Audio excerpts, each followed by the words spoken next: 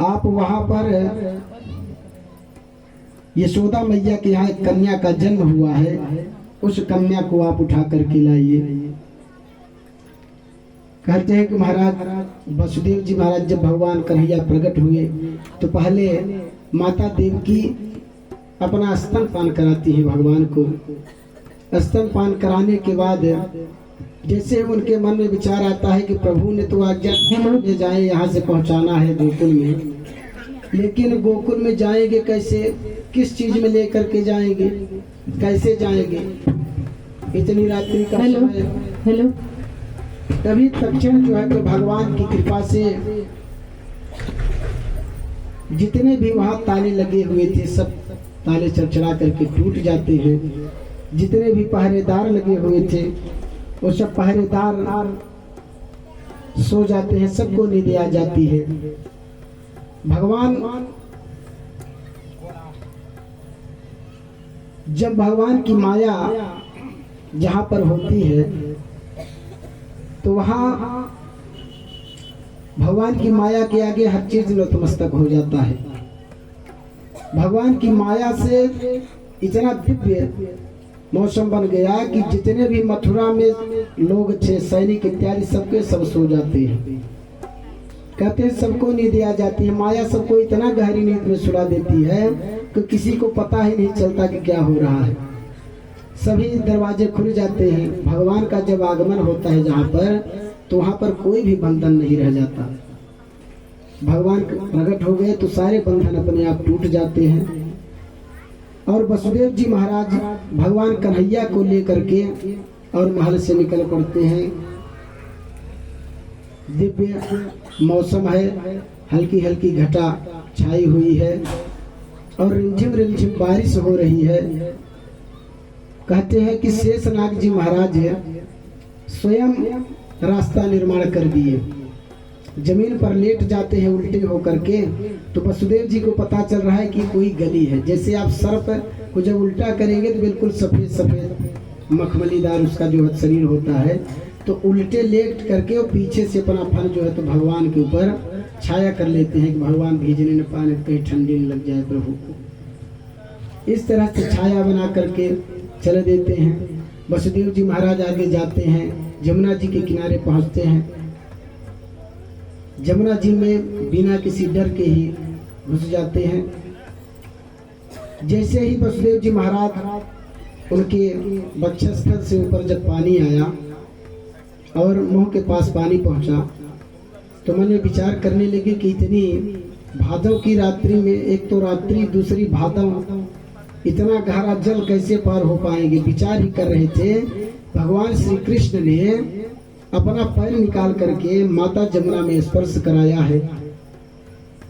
अब माता जमुना जो है तो भगवान कृष्ण की पटरानी है, उनकी दासी है।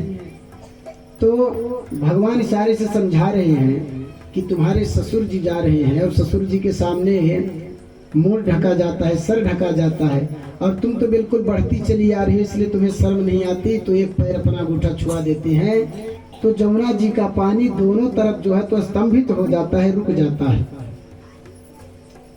दाहिने तरफ का दाहिने तरफ, बाएं तरफ का बाएं तरफ, बीचों बीच रास्ता बढ़िया निकल जाती है। वसुदेव जी महाराज जमुना जी को पार करते हैं और जमुना जी को पार करके नंद भवन में जाते हैं। नंद भवन में वहां भी सारे सैनिक सो रहे थे माया की प्रभाव से। माता यशोदा तो इतनी गहरी निद्रा में सो रही थी कि उन्हें पता भी नहीं चला कि हमारे कन्या हुई है, कोई पुत्र हुआ है, क्या हुआ है, कोई पता रहता नहीं। कहते हैं कि जाते भगवान कृष्ण को माता यशोदा के पास सुला करके और वहां से जो महामाया कन्या के रूप में थी उनको ले आकर के वसुदेव जी महाराज फिर से आ जाते हैं। फिर से भी जैसा कि तैसा माया की कृपा से हो जाता है। कहते हैं कि जब माया का प्रभाव होता है तो बंधन होता है। जब माया आती है तो सारे जितने सैनिक थे अपने आप जग जाते हैं और जितने भी ताले खुले हुए थे दरवाजे सब अपने आप बंद हो जाते हैं माया के प्रभाव से। कहते हैं जब इस तरह से समय बीता तो कन्या बड़े तेज से रोती है। कन्या के रोने की आवाज सुन करके सैनिक लोग तुरंत दौड़ करके जाते हैं और कंस को बताते हैं। कंस वहां से गिरता पड़ता हुआ भागता हुआ आता है तुरंत, और माता देवकी के हाथ से छीन करके उस कन्या को ले लेता है। माँ देवकी बहुत प्रार्थना करती है, भैया इस बार तो कन्या का जन्म हुआ है, तुम्हें तो पुत्र से भय होना चाहिए, लेकिन कन्या हुई है, इसका क्या अपराध है, इसको क्यों मार रहे हो? कंस कहता है कि 8वीं संतान से मुझे भय है, इसलिए इसको भी मारूंगा। और तुरंत उस कन्या का पैर पकड़ करके जैसे ही शिला पर पटकना चाहा तो तुरंत योग माया उसके हाथ से झटक करके और सीधे आकाश में जा करके प्रकट हो जाती है। प्रेम से वाले योग माया की जय, विंध्यवासिनी मैया की जय। वही दुर्गा सप्तशती में भी प्रसंग आया है कि नंद गोप गृह जाता है यशोदा गर्भ संभवा, माने जो विंध्याचल में देवी वास करती हैं विंध्यवासिनी मैया, वही माँ यशोदा की पुत्री है, भगवान कृष्ण की बहन है। उसके हाथों से छूट करके आकाश में जाती है और आकाशवाणी करती है, करे दुष्ट पापी, तुझे मारने वाला तो कहीं और पैदा हो चुका है, अब तू अपने बचने का उपाय कर लो, तेरी मृत्यु निश्चित है।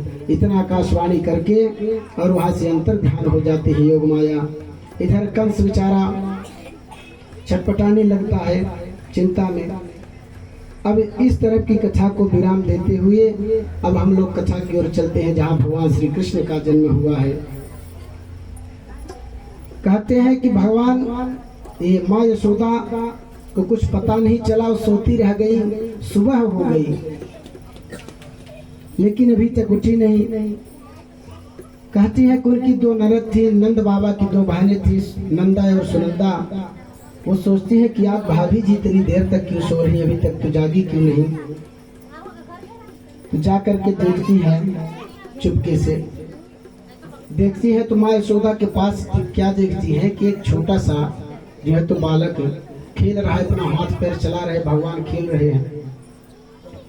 तो सबसे पहले हाथ जोड़ करके प्रार्थना करती हैं कि हे भगवान, हमारा जो कुछ भी पुण्य हो उस पुण्य को आप ले करके एक बार हमारी भाभी और भैया को इस बार बालक याद दे दीजिए, फिर अगली बार चाहे कन्या चाहे जो कुछ दीजिए।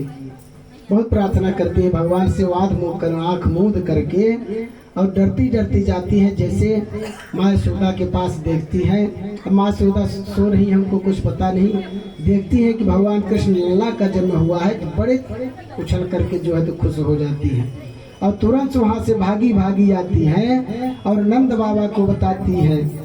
नंद बाबा को जैसे ही पता चलता है तो नंद बाबा इतने प्रसन्न हो गए कि जैसे कोई बच्चा उछल कूद करता है उस तरह से नंद बाबा उछल कूद करने लगे। कहते हैं कि नंद बाबा बढ़िया जो नवलखा हार इत्यादि पहने थे उतार करके तुरंत अपनी बहन को दे देते हैं। कहते हैं लो इनाम, और जाते हैं अपने संदूक पेटी से जो बढ़िया शादी वाला जोड़ा था उनका, उसको निकाल करके बढ़िया दिव्य वस्त्र धारण करते हैं और बहुत सारे ब्राह्मणों को बुलवा करके भगवान श्री कृष्ण का जो है तो अभिषेक इत्यादि करवाते हैं। ब्राह्मणों को कहते हैं कि तिल का पहाड़ बना बना करके नंद बाबा ने दान किया, कई लाखें गाय दान की ब्राह्मणों को। अब भगवान जिस दिन से प्रकट हुए गोकुल में, उस दिन से माता लक्ष्मी कुबेर इत्यादि आकर के सब डेरा डाल लिए। भगवान के जन्म लेने से पहले बहुत सारे देवी देवता नाना रूप लेकर के, ग्वाल बालों का रूप लेकर के प्रकट हो जाते हैं, इसलिए कि भगवान को बाल लीला भी करनी है। भगवान श्री कृष्ण का जन्मोत्सव इतने धूमधाम से मन रहा है कि कहते हैं कि दूध और दही की नदियां बहने लगती हैं कि जैसे मानो कि क्षीर सागर स्वयं वहां प्रकट हो गए हैं। क्षीर सागर प्रकट हो गया, पूरे दूध दही की नदियां सब एक दूसरे पर वहीं पे माने एक दूसरे को लफाड़ रहे हैं, कोई उसको दही से नहवा रहा है, कोई दूध से नहवा रहा है। इस तरह का दृश्य प्रकट हो जाता है, बड़ा धूमधाम मचता है। कहते हैं जितने भी ब्रजवासी थे, बाल बाल थे, जब सुनते हैं कि नंद बाबा के यहाँ बच्चा पैदा हुआ है, कन्हैया पैदा हुआ है, तो सब अपनी अपनी तैयारी बना करके और भगवान का दर्शन करने के लिए चलती है। प्रेम से बोलिए श्री कृष्ण चंद्र भगवान की जय।